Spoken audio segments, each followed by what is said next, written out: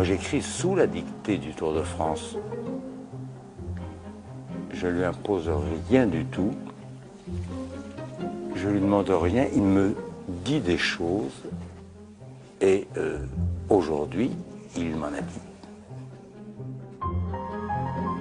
Avec Antoine Blondin, le Tour a trouvé à qui parler. Et avec le Tour, Blondin a trouvé matière à écrire. Il a écrit la légende du Tour. 524 chroniques en 28 ans, qui célèbrent le mariage flamboyant de la plume et du vélo. Blondin, le maillot jaune des chroniqueurs.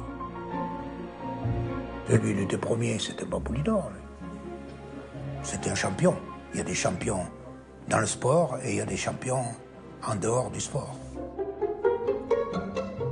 Suivre le Tour de France en compagnie d'Antoine Blondin, c'est faire le tour d'une vie.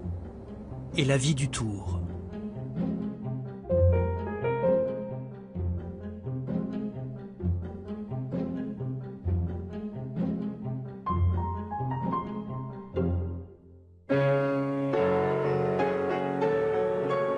En 1978, en direct de Clermont-Ferrand où le Tour fait étape, Bernard Pivot intitule un numéro d'apostrophe « Les intellectuels et la petite reine ». Plus qu'une émission littéraire, une soirée au bistrot entre copains autour d'Antoine Blondin. Monsieur Fallet, ici présent, dit qu'on ne vous a jamais vu sur un vélo, Antoine Blondin. Eh bien, il n'a pas tort. Ah bon? Oui. Il a raison, on ne m'a jamais vu sur un vélo. Parce que je ne suis pas un m'as-tu vu du vélo. Asquer, René Fallet. Voilà. Je vais poser la question à Antoine Blondin. De quoi est faite cette passion pour le vélo? C'est un noyau d'amitié. C'est un noyau d'irresponsabilité totale, enfin, du moins pour ce qui me concerne, vis-à-vis du monde extérieur. Il y a 3 endroits où on est tranquille au monde. C'est un taxi, quand il baisse son drapeau, les shots quand on baisse son verrou, et le Tour de France. Alors là, et tout le monde sait où vous êtes. Mais on ne vous touche pas, là. On frappe avant d'entrer, les percepteurs, les trucs, je sais pas quoi. Vous voulez que je vous récite les étapes du Tour en 35? Oui, on finit. Paris, Caen, Dinan, Dinan, Brest, Brest, Vannes, Vannes, Les Sables, Bordeaux, Bordeaux, Bayonne, Bayonne, Luchon, Luchon, Perpignan, Perpignan, Nice, Nice, Sospel, Nice, Nice, Grenoble, Grenoble, Évian, Évian, Belfort, Belfort, Metz, Metz, Metz, Colmar. Colmar, Nancy, Nancy, Charleville, Charleville, Malo, Malo, Paris. Et pourquoi vous rappelez-vous ce Tour de France? Et je connais même pas mon adresse. 10e étape, Bordeaux-Bayonne, la montagne approche. Les équipes de l'Île-de-France et du Sud-Est tentent des essais de fuite. Mais sur les routes des Landes, il est difficile de s'enfuir. En 1954, Antoine Blondin a 32 ans. 2 filles, un divorce, la passion du sport et 2 romans qui ont marqué la critique. En 1954, Antoine Blondin prend le Tour de France en cours de route. Et pour la première fois de sa vie, à travers la forêt landaise, il suit une étape dans la peau d'un chroniqueur. Vous savez, je ne suis pas exactement un journaliste sportif. Je vais faire un petit numéro d'écrivain à l'occasion des événements sportifs qui me passionnent. Et un jour, un journal, le plus grand journal sportif du monde, à mon avis, je ne sais pas si je dois le nommer, je peux le nommer, il s'appelle L'Équipe, m'a fait l'honneur de me demander une chronique. Alors je lui en ai donné des centaines. Alors la grande passion de sa vie, au-delà de tout, c'est le Tour de France. Je n'oserais pas dire au-delà de sa famille et de tous ses livres, mais c'est le Tour de France. Ça a été, pas la révélation, parce que c'est le sport qu'il a aimé, mais depuis tout petit. Il a été, mais comme il le dit dans ses chroniques, dans sa première, il a été un enfant qui regardait ou qui écoutait la radio ou qui achetait les journaux pour lire. Il a vraiment adoré ça. Pour mieux connaître ce grand-père qu'il a peu connu, le petit-fils a lu et relu tout Blondin, les romans comme les chroniques. La première d'entre elles paraît le 19 juillet 54, au lendemain de l'étape Bordeaux-Bayonne. Son titre, Du pain et des jeux. Prendre le Tour de France en marche, c'est pénétrer dans une famille avec des gaucheries de fils adoptifs, des réticences d'enfants de l'amour tard reconnus. Tout un rituel s'est instauré sans vous, dont on vous livre patiemment les clés. Vous apprenez à mettre des noms sur des visages, ce sont les suiveurs. Des visages sur des numéros, et ce sont les coureurs.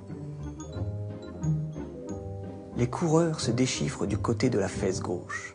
Pour s'y retrouver, il faut avoir l'œil qui vole bas. De Bordeaux à Bayonne, je me suis étonné d'être dans cette caravane qui décoiffe les filles, soulève les soutanes, pétrifie les gendarmes, plutôt que parmi ces gamins confondus par l'admiration. Je peux bien le dire, mon seul regret est de ne pas m'être vu passer.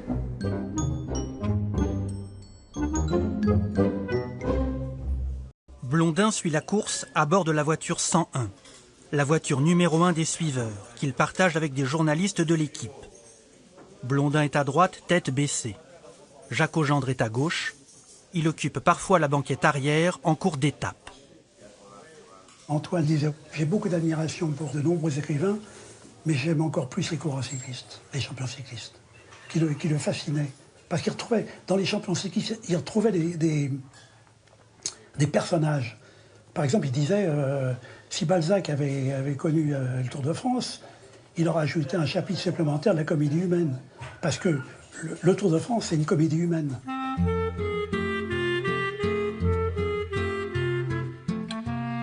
Le Tour de France permet à Antoine Blondin de tutoyer un rêve au contact des coureurs.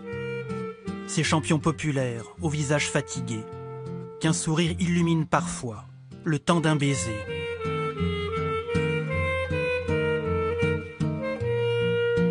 Les coureurs cyclistes sont les paysans du sport, en fait. C'est dire à la fois l'étendue de leur pouvoir et leur noblesse, parce que l'étendue de leur royaume, l'étendue de leur domaine ne se limite pas aux 100 mètres sur 80 que peut mesurer un stade. Cette nature entière qui leur est offerte, c'est à eux de l'exploiter. Je dis donc que leur vocation s'apparente à celle d'un agriculteur princier.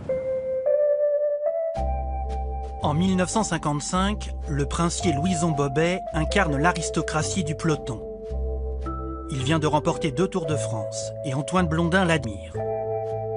Il lui consacre une chronique après l'étape Marseille-Avignon. Un jour de chaleur, de cigales et d'exploits. Rien n'est plus grandiose que l'exact rendez-vous d'un athlète et de son triomphe. C'est en bas du Ventoux qu'on attendait Bobet. C'est là qu'il a décramponné ses adversaires. La sensibilité exceptionnelle de Louison Bobet en fait sans conteste un être à part. L'élégance frémissante avec laquelle il perçoit les échos du monde contraste avec le tempérament acharné qu'il apporte à les lui retourner. Quand nous sommes redescendus sur la Provence, les cigales chantaient en ovation. Les remparts, les villes, les cœurs s'ouvraient et se laissaient avertir délicieusement par notre Napo-Louison du cyclisme.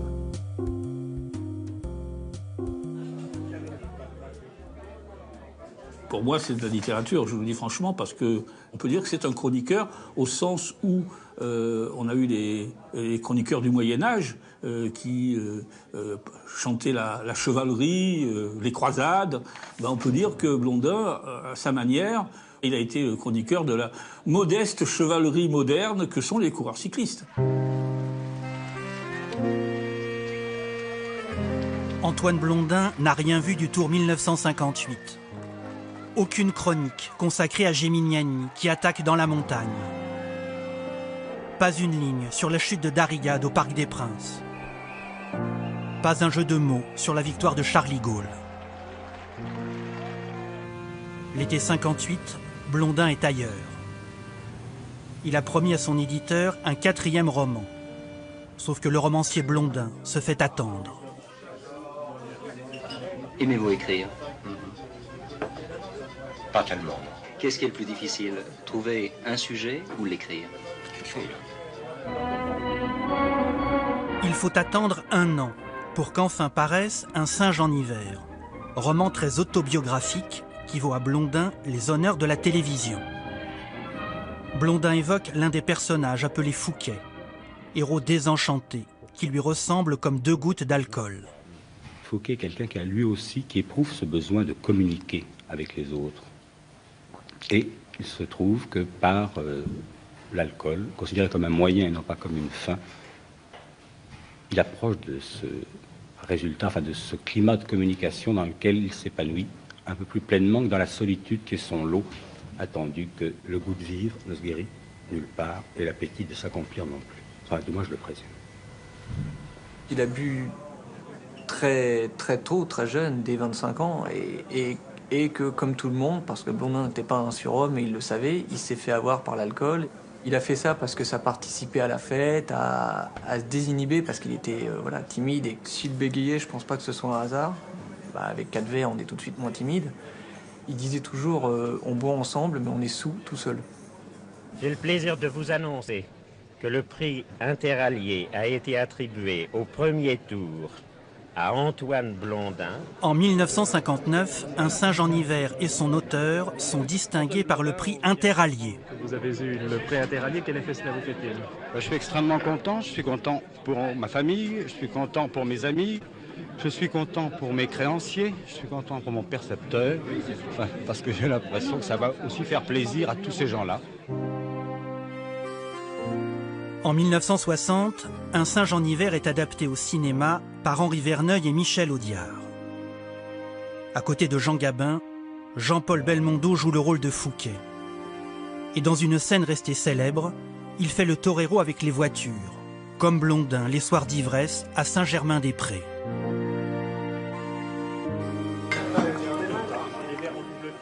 Au quotidien, Blondin pratique l'alcool comme un sport de contact. Avec Blondin, Jean Cormier a partagé 25 ans d'amitié et un certain nombre de verres dans ce bistrot du 6e arrondissement de Paris. Le moindre personnage qui ne lui semblait pas digne de sa confiance, eh bien, il avait le coup de poing agile et il a mis des bourre-pifs, certains d'ailleurs ici, c'est pour ça chez Georges. Quand Georges était bien là, vivant, il redoutait la présence d'Antoine parce qu'il dit il va me déclencher encore une bagarre avec un client. Il y a donc plusieurs Blondins qui cohabitent chez Antoine. Le plus impatient d'entre eux attend chaque année de retrouver son Tour de France. Le Tour lui manquait. Il attendait le Tour. Pour lui, c'était un échappatoire. Et il aurait voulu faire 3 ou 4 tours dans l'année. C'est sûr que dans le Tour, il était bien. C'était ses vacances, c'était là où il s'exprimait, c'était là où il était chez lui. J'imagine que c'était moi, le meilleur, le plus beau qu'il pouvait passer dans l'année. Sur le Tour, Blondin oublie son percepteur, son éditeur, ses factures et Saint-Germain-des-Prés. Il rejoint le joyeux vagabondage de la Grande Boucle et son quotidien léger, où la vie des suiveurs est organisée, comme une vie d'enfant en colonie de vacances. L'amitié est quand même quelque chose qui se développe au hasard des rencontres. Or, le sport, c'est d'abord une rencontre. C'est une rencontre au niveau des athlètes, c'est une rencontre au niveau de ceux qui les aiment. Ensuite, c'est la chambre qu'on partage avec 1 ou 2 copains. Et dans le cadre du Tour de France, c'est une voiture. Et cette voiture, c'est une cellule, c'est un monde exquis où l'on vit pendant 3 semaines. Alors vraiment, en vase clos. Pendant l'étape, la voiture 101 est une maison que Blondin habite avec ses amis et un poste d'observation idéal pour sentir la course avant d'écrire sa chronique. Antoine changeait radicalement sous le panneau annonçant les 20 derniers kilomètres. C'était plus le même Antoine, là. Avant, il était décontracté, enfin relativement, en apparence, disons, il était contracté, plaisantait, ses jeux de mots, il rigolait de tout et de rien. Et à 20 km de l'arrivée, le mutisme. Je commence à avoir l'estomac noué. Après, il y a la pancarte des 10 kilomètres. J'ai pratiquement envie de vomir. Après, il y a la flamme rouge du dernier kilomètre. Alors là, c'est la panique, la débandade, parce qu'il va falloir, dans l'heure qui suit, composer une chronique. Aux surprises, le romancier talentueux qu'est Antoine Blondin est envahi par l'angoisse de la page blanche au moment de rédiger sa chronique. Quand tu arrives à la salle de presse, il est fait ton papier, Antoine, ou bien? Absolument pas. C'est un très mauvais moment à passer qui commence. Tu t'assieds et tu sais pas encore ce que tu vas écrire. Non, je sais ce que je vais boire. C'est d'abord la seule chose dont je sois assuré. Le rituel, c'était, il allumait sa gauloise, il allait chercher une bouteille de bière et il disait, en la portant à ses lèvres, il disait « Et maintenant, au goulot ». Il buvait un peu de bière et il commençait à écrire. Et quand il avait fait un demi-feuillet, que de fois il nous l'a fait ce numéro, un demi-feuillet, il s'arrêtait, il disait à ses voisins « Excusez-moi, je m'absente un instant ». Il allait au bar pour boire un pastis. Et après, il revenait.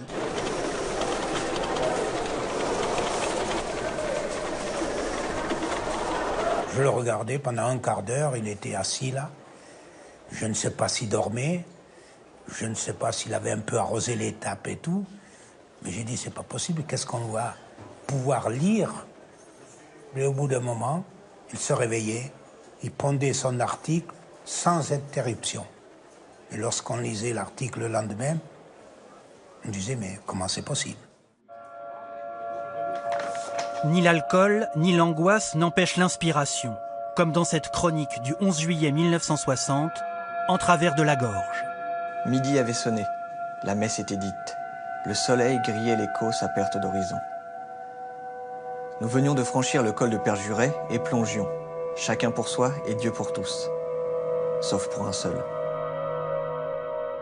Nul n'avait vu disparaître Rivière, ni parmi ses compagnons, ni parmi les témoins. Pendant 5 minutes, on le crut volatilisé, rayé purement et simplement de la carte du monde. Or, il gisait à une vingtaine de mètres en contrebas, dissimulé par un repli de terrain, frappé d'une sorte de paralysie qui lui interdisait le moindre geste, le moindre appel. Et toute cette nature qui l'entourait lui faisait un linceul rugueux. 10 photographes, tombés on ne sait d'où, se trouvèrent miraculeusement à la parade. Rivière apparut sur sa civière, l'œil mi-clos, livide comme jamais, et baigné dans sa sueur.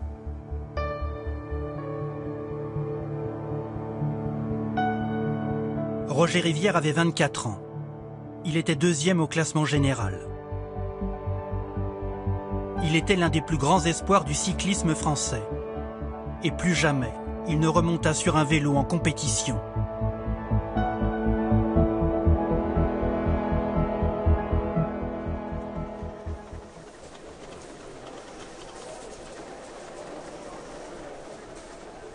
Ce qui reste de l'écrivain du sport, c'est son extraordinaire virtuosité, sa verve.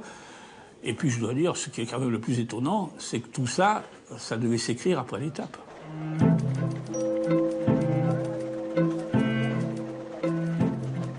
Au contraire des journalistes qui tapent à la machine, Blondin écrit à la main. Malgré la pression du temps, les heures de voiture, les nuits de fête et la fatigue, il écrit comme un enfant appliqué, qui apporte un soin méticuleux à sa copie. Il voulait pas une rature. Alors que ça n'avait aucune importance, non. Il rendait un papier sans aucune rature. C'était Blondin.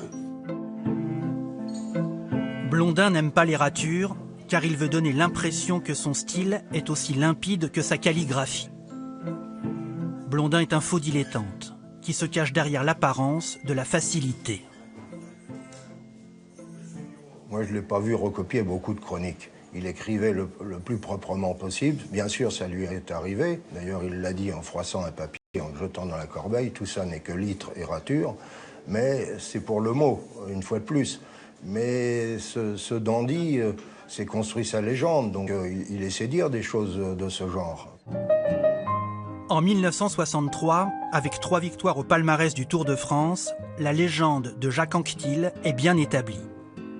Mais Anquetil, dossard numéro 1, reste ce champion énigmatique que le public ne comprend pas toujours.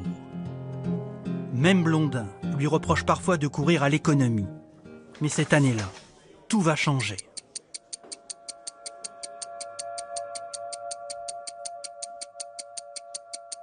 Ce siècle, en sa soixantaine, possède le champion qu'il mérite en la personne de Jacques Anquetil.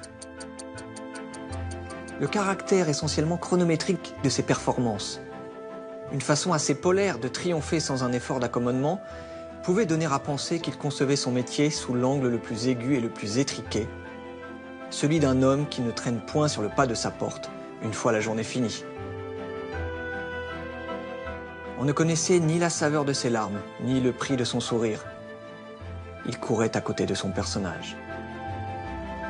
Son maillot jaune lui était un blouson, et sa mèche dorée sur son visage, celle d'un Johnny Hallyday qui n'eût pas tout à fait passé la rampe.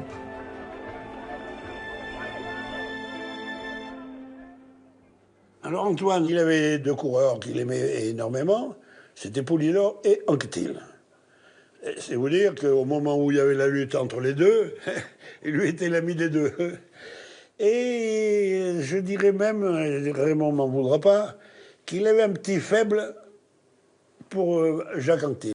Son style, il aimait le style Anquetil. Antoine Blondin était anquetiliste. Après, il y a eu ce fameux épisode, la France était partagée en deux, les anquetilistes et les poulidoristes. Il est resté bien sûr anquetiliste, mais Poulidor a pris beaucoup de place également. Pour Jacques Anquetil, c'est le record des victoires. Jamais personne avant lui, même Louison Bobet, n'avait fait mieux. Le 14 juillet 1963, au Parc des Princes, alors que les tribunes crient son nom, Anquetil comprend qu'il a gagné davantage que le Tour. Il a gagné 7 fois, le cœur de la foule. Quel est le coureur cycliste qui vous a paru le plus fort? Eh bien, pour ma génération, enfin la génération de suiveurs à laquelle j'appartiens, pour moi c'est Jacques Anquetil. Est-ce que c'est le plus attachant? Dans une certaine mesure, oui. Sans doute, par excès de modestie, Blondin prétend qu'il n'est pas un vrai romancier, qu'il ne sait pas inventer des personnages ou créer une intrigue. Or, le Tour lui amène sur un plateau de quoi nourrir son imagination. Il y a tellement de diversité, tellement de pittoresque, tellement de couleurs dans le Tour, que c'est une source d'inspiration intarissable, le Tour de France. Et on a eu la preuve avec Blondin, qui a quand même écrit plus de 500 chroniques. En plus, il a réussi à se renouveler, parce que sur le paquet des 524, il y en a des un peu moins bien réussis, etc. Mais elles sont toutes extrêmement différentes. Il a fait 524 nouvelles, en 2 heures à chaque fois. Si les chroniques de Blondin ont emballé le fanatique de sport et l'amoureux des lettres, c'est qu'il ne regarde pas le Tour avec une suffisance d'intellectuel. Il aime le Tour à hauteur d'homme.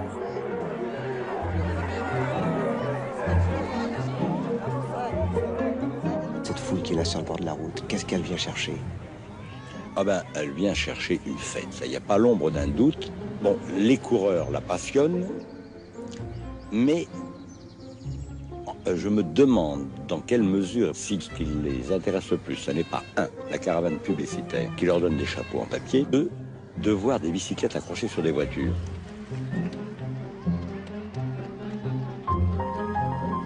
Blondin est touché par le caractère inhumain de la course, qui confronte les coureurs à la souffrance. Les plus modestes comme les meilleurs.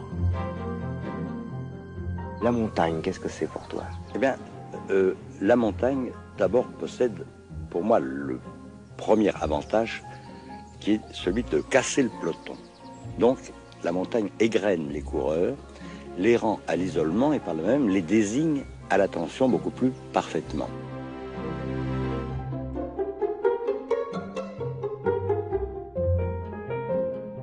Selon Blondin, le sport n'est pas un monde clos, mais une activité en laquelle les hommes et les sociétés se reflètent, y compris sur un sujet comme le dopage, qu'il aborde de manière très personnelle.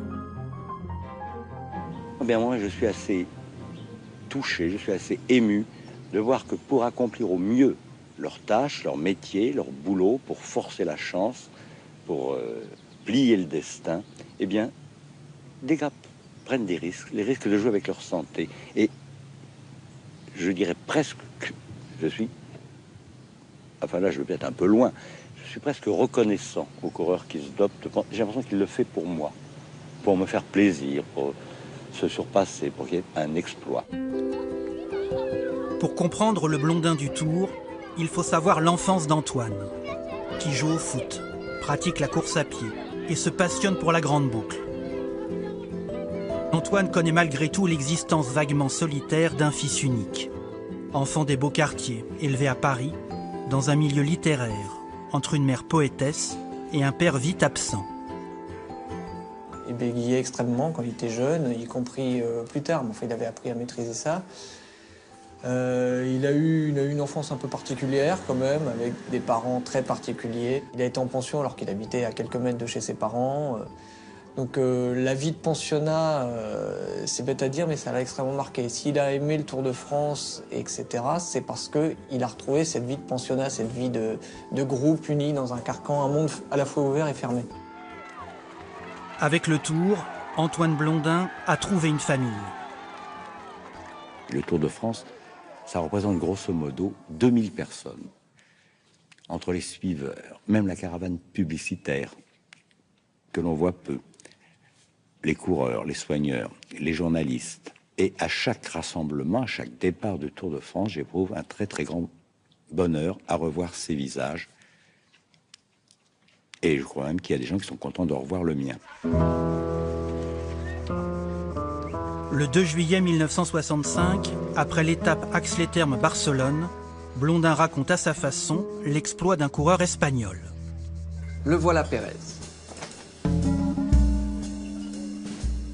La belle aventure qui a promené seul en tête, durant 6 heures et sur plus de 225 km, l'enfant chéri du pays traversé, est l'un de ces cadeaux que le Tour concède aux âmes sensibles.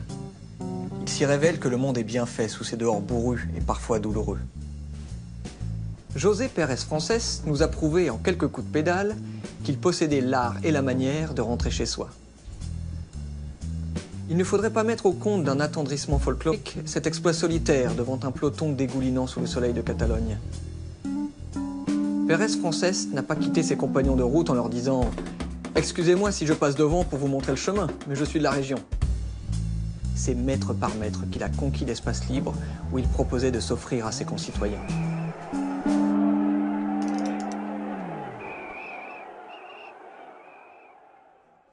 Les chroniques d'Antoine Blondin, il fallait les lire à 2-3 reprises pour bien comprendre le sens.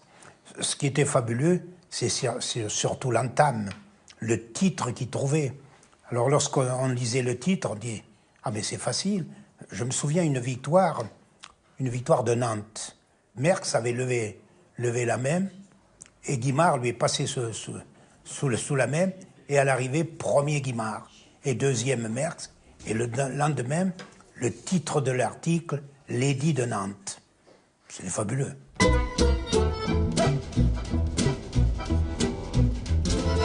Antoine Blondin est un fantaisiste qui pratique à longueur de chronique le pastiche et le calembour à plus d'un titre.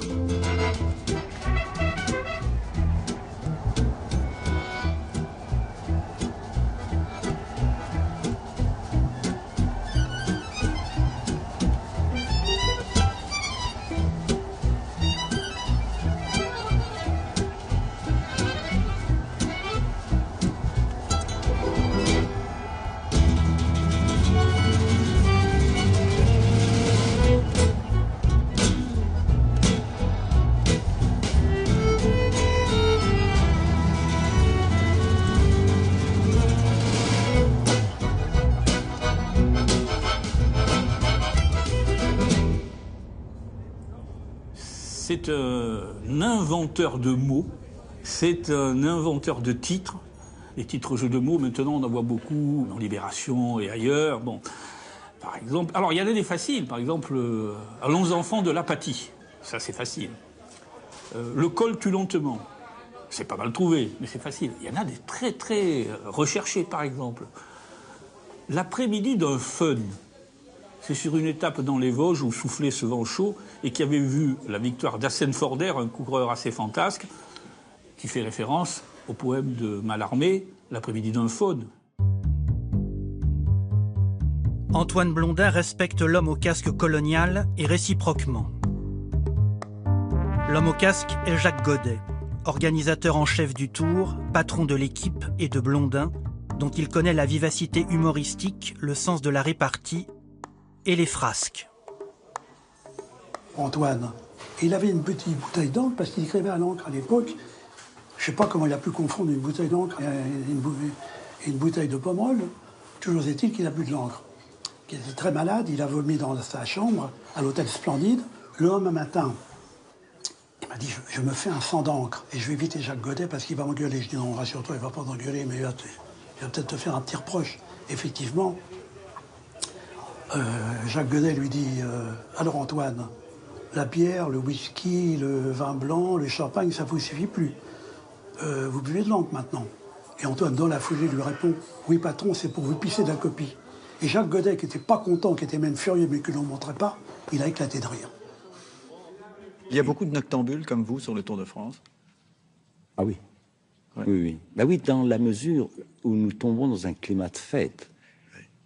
Il y a des manèges, il y a des musiques, il y a des oriflammes, les gens sont tout à fait excités, très heureux de veiller un peu plus tard. Enfin, c'est comme les enfants qui l'on permet de ne pas aller tout de suite au lit après le dîner. En 1969, Blondin aime encore ce tour qui combine l'habitude et le dépaysement. Comme toujours, Blondin et la France attendent Poulidor. Mais Poulidor attend quelqu'un d'autre. Au départ, comme tout le monde le sait, personne ne l'ignore, il y a un favori numéro 1, c'est Eddy Merckx. Alors on ne sait pas ce que Eddy Merckx va réserver à ses adversaires. Il se peut qu'il ait une baisse de forme, il se peut qu'il peut dominer la course, alors il faudra, je crois, improviser sur le champ à ce moment. Beaucoup de vos adversaires font le complexe Merckx. Quel est votre état d'âme avant le départ? C'est mon premier Tour de France et je crois que j'ai beaucoup à apprendre dans ce tour.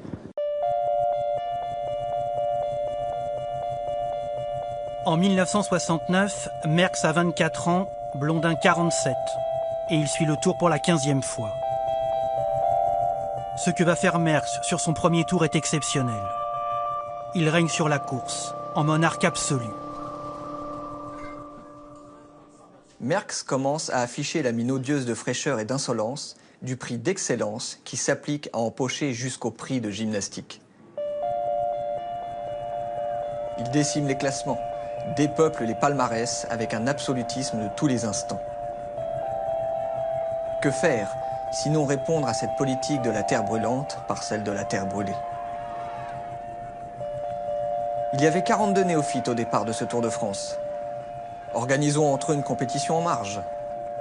Organisons, et l'on s'apercevra qu'une fois encore, ce serait Eddy Merckx, jeune premier et premier jeune, qui l'emporterait.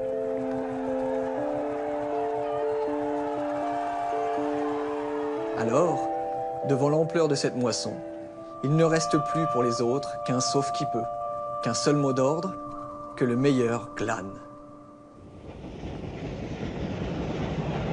Le Blondin du Tour écrit une chronique par jour pendant 3 semaines dans un climat de fête et d'amitié. Le Blondin romancier, c'est autre chose. Il traîne la réputation d'un écrivain difficile à fixer devant sa table de travail. Depuis le singe en hiver, ça fait quoi, 10 ans? 10 ans, oui. Ne vous pas me poser la question, pourquoi n'avez-vous pas écrit? Parce qu'il y a 2 sortes de questions. Je ne veux absolument pas blairer, c'est pourquoi écrivez-vous? Et après, c'est pourquoi n'écrivez-vous pas? Alors, il faudrait vous mettre d'accord, je voudrais qu'on sache une fois pour toutes de quoi il s'agit. En 1970, le train emmène Blondin chez l'imprimeur à Mayenne. Il travaille à son 5e roman, Monsieur Jadis ou l'école du soir. Pour l'imprimeur, c'est l'école de la patience. Bon, dis donc Antoine, quand est-ce que tu nous donnes la fin? Ça devient sérieux maintenant. La fin de quoi? De la fin du bouquin? Ah bon, la fin du bouquin? Là, tu faut bien qu'il finisse quand même. Dans 2 jours. Dans 2 jours, ouais. Bon, les 16 dernières pages qui manquent. Les 16 dernières pages qui manquent. On boit une bière et on boit une bière, on y va? Et on y va. D'accord, bon. Une décennie entre 2 romans. À croire qu'il a pris son mal de vivre en patience. Un livre, c'est une lettre qu'on écrit à un ami. Or, j'ai perdu énormément d'amis pendant ces 11 ans. Si bien que je pensais que je n'avais plus de destinataire quand j'écrivais. En 10 ans, il a perdu des amis proches, comme l'écrivain Roger Nimier et le rugbyman Guy Boniface. Or, avec le sport et la littérature, l'amitié se situe au carrefour de son existence. Est-ce que c'est un regret, ce livre? C'est un regret parce que tout livre achevé est un regret. Parce que ce qui me fait de la peine quand je vois ce livre, quand je le regarde, c'est de penser que je ne l'écrirai plus jamais. Et je voudrais l'écrire encore, et l'écrire toujours, le prolonger, et en fait, si vous voulez, le parfaire énormément. Antoine Blondin est un écrivain en quête de perfection. Après Monsieur Jadis, il continue d'écrire, mais il n'écrira plus de romans. Il y a une si belle formule dans Monsieur Jadis. Aux approches de la cinquantaine, je suis resté mince, mon œuvre aussi. On a l'impression que le personnage qui se construit dans les chroniques du Tour est un peu différent des personnages romanesques qui sont des désenchantés. Hein. Le personnage du Tour est j'allais dire, est presque plus guilleré. Le Tour de France, pendant 3 semaines, il dit c'était 21 fois le 14 juillet. En 1971, la route témoigne d'un duel exceptionnel. Entre Grenoble et Orsières-Merlette, Luis Ocaña attaque Eddy Merckx et franchit la ligne d'arrivée avec 8 minutes 42 d'avance sur le Belge. Vainqueur d'une étape légendaire, Ocaña est en jaune. 3 jours passent, Ocaña n'est plus rien. Luis Ocaña n'était peut-être pas intrinsèquement le meilleur de cette course, mais il en était le soleil. Il aura suffi que le ciel se couvre durant 20 minutes sur les Pyrénées pour qu'un bref cyclone aux dimensions d'un cataclysme couche au sol notre épi gorgé de lumière.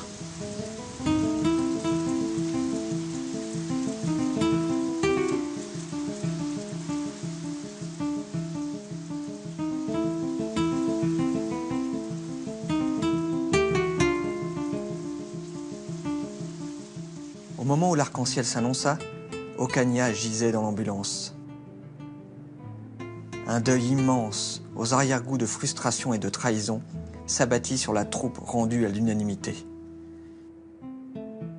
Eddy Merckx, tout de blanc vêtu, refusait à l'arrivée d'endosser le maillot jaune, estimant qu'il ne le méritait pas et remâchant avec une sportivité sublime cette sorte de défaite que constitue pour un vrai champion une ombre portée sur sa victoire. Ça me déçoit vraiment aujourd'hui. Je crois qu'aujourd'hui, j'ai le moral vraiment à plat. Vous avez gagné le Tour de France, Eddy Merckx? Oh, je crois qu'aujourd'hui, je l'ai perdu. Tout au contraire, je l'ai perdu aujourd'hui. Le Tour 71 reprend sa course sans l'ombre d'Ocaña. 4 jours après sa chute, le plus français des Espagnols se repose chez lui, à côté de Mont-de-Marsan, quand Merckx en maillot jaune rend visite au champion blessé. Je suis parti plus tôt que les autres et comme ça, je voulais venir rendre visite à mon ami Louis. Je suis très heureux qu'il soit venu me voir parce que enfin, c'est comme les boxeurs, on se tape sur le ring, mais après, il n'y a pas de raison qu'on ne soit pas amis. Parmi les héros cyclistes qui fascinent les spectateurs de génération en génération, Raymond Poulidor est un genre à lui seul. Le genre malchanceux, avec ce maillot jaune qu'il ne porta jamais. Le genre qui dure grâce à une longévité exceptionnelle. Et pour couronner le tout, le genre ultra populaire. C'est la popularité, moi j'appelle ça, ce phénomène assez étrange. Naturellement, on l'a dit très très souvent, et il y a une part de vrai, qu'il semblait assumer la condition totale du français moyen. Votre favori, Poulidor. Votre favori, Poupou. Votre favori, Poupou, Poulidor, Poulidor. Poulidor. Poulidor. Et pourquoi vous le préférez, celui-là? Parce que je l'aime. Oh, Poupou. Pourquoi? Il est Oh, très je sais vieux. pas. Il est vieux? Parce qu'il est populaire. Poulidor, c'est d'abord un terroir. C'est un homme de la terre, c'est un homme qui est sorti du sol et qu'on peut situer très facilement, et ça c'est tout à fait agréable. Si Poulidor est un homme de la campagne, plus étonnant, Antoine Blondin l'est devenu. À partir de 1969, avec sa compagne, Blondin passe plusieurs mois de l'année dans le Limousin, à quelques kilomètres de chez Poulidor. Entre le fils de paysan creusois et le fils de la bourgeoisie parisienne, une complicité est née. Bon, il connaissait très bien le personnage. Je parle de moi. Le personnage était quelquefois déroutant, puisque quelquefois, bon, il me manquait peut-être un peu de hargne. Bon, vous savez, quand on sort d'un milieu d'où je sortais, puisque moi, quand je suis passé professionnel, dès la première course de professionnel, tout de suite, j'ai vu la faveur du public. Et ce public ne m'a pas forcé à me battre, c'est-à-dire m'a toujours pardonné. Je me souviens de toutes les réflexions, notamment Janine Anctil, qui s'offusquait, elle disait « mais c'est pas possible » à son mari Jacques, qui était déjà une très grosse vedette. Il dit « mais c'est pas possible, Poulidor a rien gagné et il est payé aussi cher que toi ». Bon, moi, alors j'étais très, très heureux, moi. Je me laissais vivre. Et là, je crois que Antoine Blondin, il laissait un peu apparaître ce que je viens de vous dire. Je n'ai pas attendu quand il raccroche pour reconnaître les immenses mérites, la classe, parce que je lui ai vu faire des choses extraordinaires, de Raymond Poulidor. Il appartient à mon histoire, ma petite histoire personnelle. Je lui dois de très beaux souvenirs et par là même, il me semble aussi que je lui dois de très bons papiers. Le 15 juillet 1974, Antoine Blondin écrit une chronique, 5 cols à la une. Un jour particulier dans la carrière de Poulidor. Une grande bataille pyrénéenne est annoncée, mais le peloton roule sans se presser. Il y aura ce jour-là une étincelle. Poulidor, 39 ans, va triompher de Merckx dans la dernière montée. Le rideau se leva à une dizaine de kilomètres de l'arrivée. Et c'est le plus naturellement du monde que Poulidor s'en fut puissamment pour la joie délirante de milliers de personnes massées aux abords de Saint-Lary et qui pratiquement n'attendaient que cela depuis 7 ans. C'était bien un spectacle à montrer aux enfants des écoles que celui du vétéran creusant le vide derrière lui d'une pédalée à laquelle le grand développement utilisé conférait une majesté implacable. Cet âge est sans pitié. Il fallait l'entendre cette fois comme l'affirmation de l'expérience et de la tranquille assurance apportée par les uns. Je pense au bonheur matois qui doit inonder le Limousin que je connais bien. Je revois les chemins et les repères où il m'arrive de croiser Poulidor en hiver, dans la solitude de l'entraînement auquel il sacrifie avec une ténacité exemplaire. Et je me dis que le paysage va s'en trouver transfiguré pour longtemps. Ah ben, il me suivait de près, je l'avais toujours dans la roue à ce que je vois. Antoine Blondin ne quitte pas la roue de Poulidor, même quand Poupou prend sa retraite en 1977 et qu'il continue de rouler gentiment sur les routes du Limousin. À l'occasion d'un reportage, Blondin rend hommage à ce coureur devenu légende, en lisant le texte qu'il a écrit pour lui. 17 années de cyclisme professionnel vous contemplent, qui appartiennent au patrimoine. De même qu'on dit de certains êtres qu'ils sont encore plus grands couchés que debout, Raymond Poulidor pouvait en effet se permettre d'être plus grand dans la défaite que dans la victoire. Ainsi, 48% des Français voient-ils en lui le meilleur champion de tous les temps. Oui, il avait beaucoup de respect pour les coureurs. Moi, ce que je regrette d'Antoine Blondin, c'est que je ne l'ai pas connu au moment de sa grande gloire. Évidemment, il avait toujours la gloire, mais je vois des photos lorsqu'il était jeune, entre guillemets. C'était un acteur américain, c'est un artiste. L'intelligence en plus, le physique et tout. Je pense qu'il devait avoir un succès avec ces dames de la haute société. Photographié chez son éditeur, Blondin a 30 ans et une allure de dandy littéraire.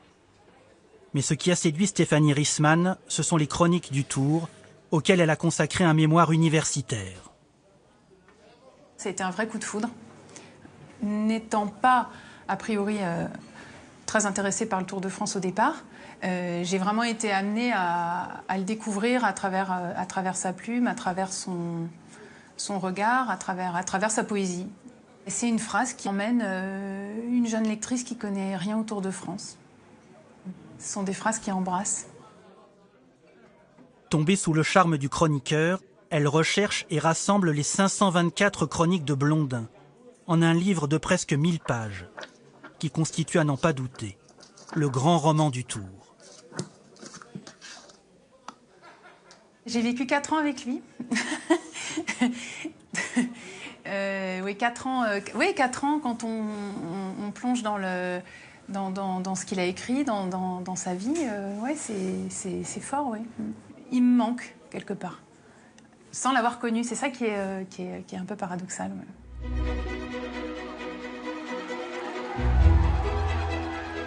En 1979, Hinault gagne son 2e Tour de France et Blondin fête ses noces d'argent avec la Grande Boucle.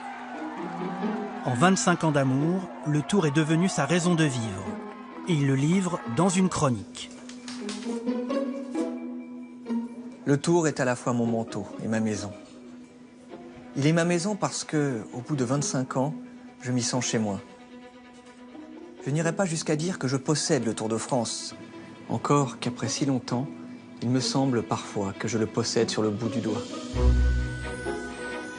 Le Tour est mon manteau parce que je m'y sens enveloppé, protégé et, ce qui m'est bien nécessaire, guidé. Ainsi, dans le cadre et l'encadrement du Tour, j'ignore la vacuité des jours et leurs agressions. En vérité, il n'existe que 3 endroits privilégiés où l'adulte civilisé puisse éprouver sa liberté. Un taxi, quand le chauffeur baisse le drapeau du compteur, les toilettes, quand se ferme le verrou, et le Tour de France, quand la course nous livre à la plus délectable des solitudes, celle qui est peuplée.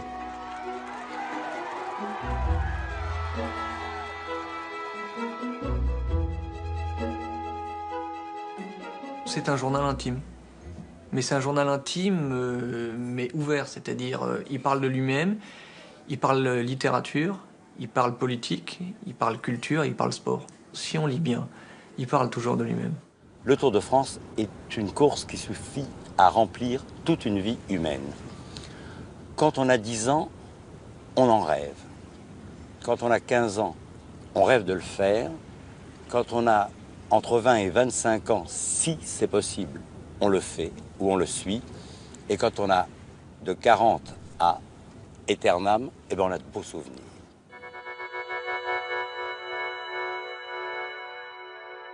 Au bout de 3 semaines, l'arrivée sur les Champs-Élysées représente une sorte de champ d'honneur. Le dernier jour libère les coureurs du poids de la course et rapproche les suiveurs de chez eux. Blondin, c'est différent. Parce que le Tour de France est sa maison, la fin du Tour le rejette à la rue et le rend à lui-même. Quand le Tour de France terminait, les 3 dernières étapes, Antoine commençait à rentrer dans sa coquille. Il était triste, triste c'est beaucoup dire, il était mélancolique. Il dit, ça se termine, dans 2 jours, 3 jours c'est fini. Il va falloir attendre 1 an. 1 an de patience et d'impatience, disait-il. C'est vrai qu'il y a une inaptitude à, vivre le quotidien. Quand ça se termine, souvent, c'est la dépression. La dernière étape, c'est toujours une étape de tristesse. Le 25 juillet 82, un événement chasse l'autre. Hinault remporte son 4e tour et Blondin abandonne le grand cirque de la Grande Boucle. À 60 ans, il est rattrapé par l'usure du temps et par l'usure du corps, par sa consommation d'alcool et par le manque d'inspiration. À l'âge de la retraite et d'une certaine lassitude, il laisse ce tour qu'il a toujours eu tant de mal à quitter. Il est pourtant des soirs comme ce soir où je souhaiterais que tous les coureurs abandonnent, que les klaxons se taisent, que les journaux ne paraissent plus. Car j'écris ceci sur la route de la gare, alors que déjà la fête tourne sans moi. Ma valise à la main, je n'ai pas le courage de me donner, moi aussi, un coup de pied aux fesses pour repartir dans la vie.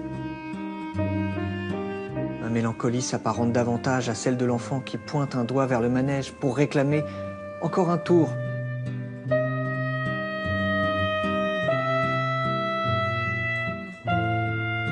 D'un point de vue personnel, j'aurais préféré qu'il soit stable et rangé. Mais s'il l'avait été, il n'aurait pas fait des chroniques comme ça. C'est parce que justement, il était instable et qu'il avait besoin de bouger et qu'il n'avait aucune sécurité autour de lui, qu'il arrivait à mettre de la tendresse et de la mélancolie beaucoup dans ses écrits. Et ses chroniques sont très belles quand elles sont mélancoliques, je trouve. Antoine Blondin est décédé le 7 juin 1991 à l'âge de 69 ans. L'Académie française n'était pas faite pour lui, peu importe, disait-il. À l'habit vert, je préfère le maillot jaune. Antoine Blondin a écrit la légende du Tour, et il en est devenu une figure légendaire. S'il manque, C'est sûr qu'il manque. Ah, il en faudrait un Blondin, oui. Dans l'histoire de la littérature, dans le Tour de France, on peut dire qu'il y a l'avant et l'après Blondin. C'est un personnage unique dans l'histoire du Tour, Antoine. Sa virtuosité est inégalée, je crois que on peut dire elle est inégalable. Il est allé au bout de sa poésie, au bout de ce qu'il avait dans le cœur et dans la tête. Donc ce qu'il a écrit, merci Antoine de l'avoir écrit et bravo Antoine.